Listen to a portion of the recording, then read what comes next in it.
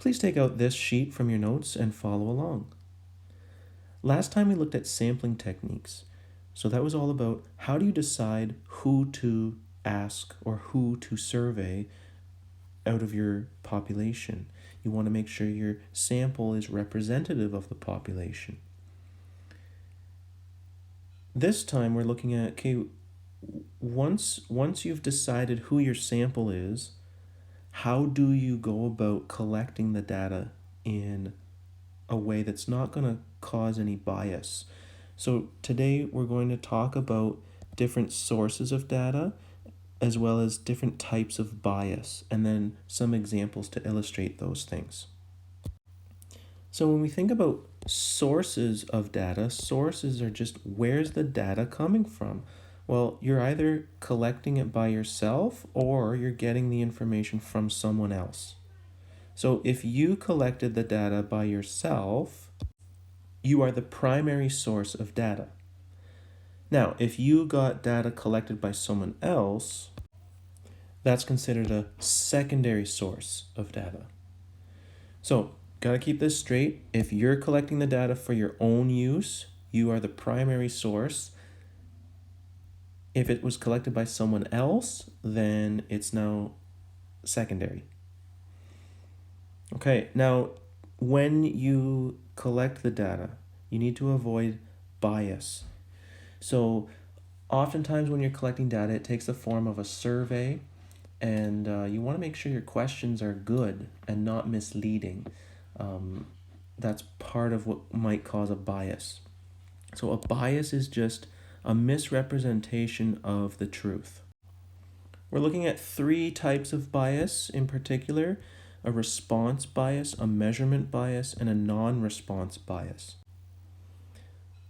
A response bias influences the reader's answers. So you might be giving extra information that is trying to sway people to answer one way or another. A measurement bias is similar, except you're not actively trying to sway people to answer a certain way. It's just you're causing them to answer a certain way because you just have a poorly worded survey question, or it's just written in a strange way. I'll give you an example to illustrate that. The third one is a non-response bias. This is purely a non-response, means you're not having any responses. So you just don't have enough people responding to your survey in order to make accurate conclusions. Okay, so I've got a few examples here to illustrate these ideas, and hopefully it'll make a little more sense. So my first example is a parent survey is conducted to learn if an after-school music program should be offered. The survey reads, okay, here's the question. All musical training helps develop brain areas involved in language and reasoning. Should the school offer an after-school music program? Okay, so I'm going to tell you this is a biased survey question. So I want to know, why is it biased? And how could we rewrite this question so that it's not biased? Well, the problem is this first sentence. All musical training helps develop brain areas involved in language and reasoning. Because that sentence is there, there's a possible response bias. That sentence could influence someone's opinion. So instead of getting someone's honest answer of what they think, you're trying to sway them to answer a certain way. So in order to eliminate the bias, you could just simplify. Just have the question and the 2 possible answers. Should the school offer an after-school music program? Yes or no? This way, you're not influencing someone's opinion because you're not providing information to sway them one way or another. Here's another example. Okay, so Bob wrote this survey's question right here. Who do you think is the best female tennis player of all time? He gives 4 different options and then he leaves a space for other. Okay, so we're going to identify any weaknesses or possible sources of bias in this question. Well, what if you don't know any of these players? Well, he leaves a space for other, so you can write any player you want, really. But what if you have no idea about any female tennis players? What if you're not into tennis? He has no option for uh, I don't know or I have no opinion or something like that. So if someone's given this question and they don't know any female tennis players or they don't have an opinion on it, they're just going to pick someone at random.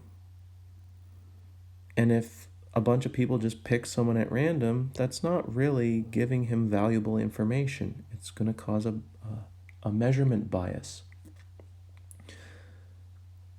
Also, most people are lazy.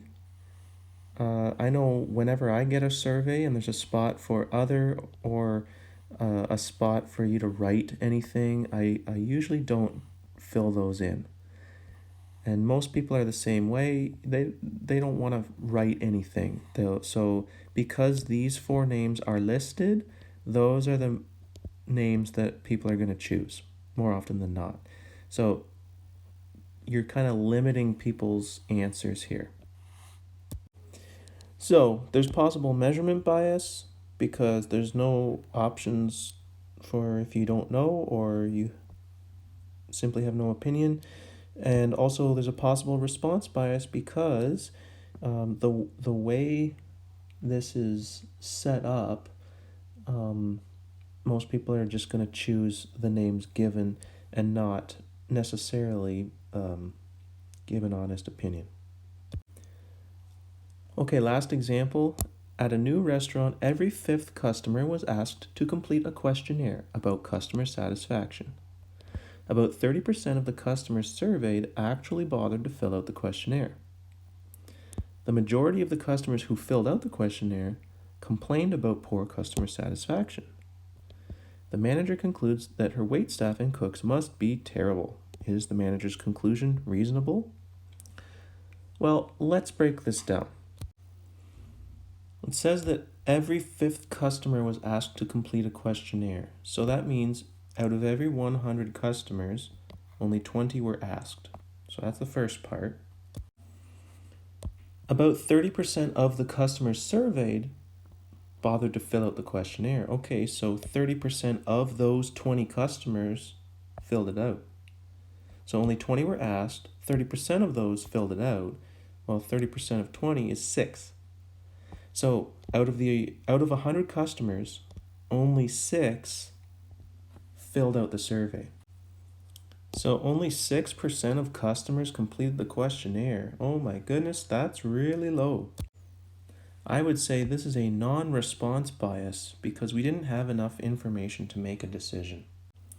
So that's all my examples. There are some practice questions listed here.